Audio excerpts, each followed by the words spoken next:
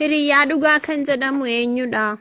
Nama gaarii akka ati taatuuf kan si gargaaru, yoomiyyuu kan sirraa adda hin baane, guyyaa rakkinaatti nama sinniisnedha.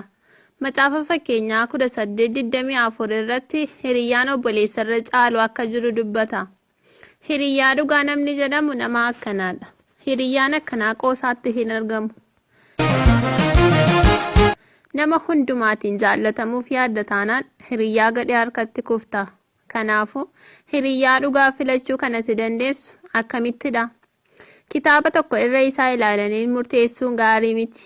Kanaafuu waan keessa isaa jiru irratti xiyyeeffadhu. Nama amantu, dogoggora keef kan dhiifama siif godhu, hiriyaa haaloo sitti hin qabanne filadhu.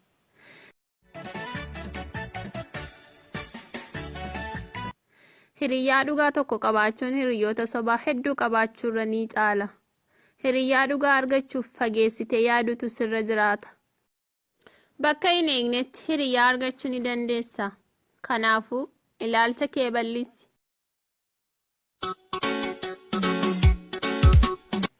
Nama si fakkaatu qofaa hin barbaadin. Hiriyaa siif ta'uu kan danda'an ogummaa yookaan kennaa sirraa adda ta'e qabaachuu danda'u. Umuriin isaanii kan si caalu yookaan kan si gadi ta'uu danda'a. Akkaataan guddina isaaniif aadaa isaanii adda adda ta'uu danda'a.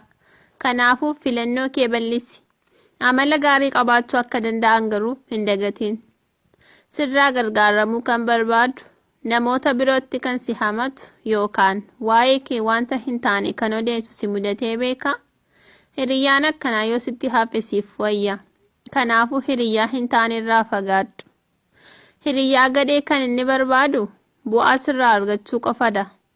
Akkaataa ati odeessituun bifa keetiin kan biraa fi amantaa keetiin sitti qoosuu danda'a.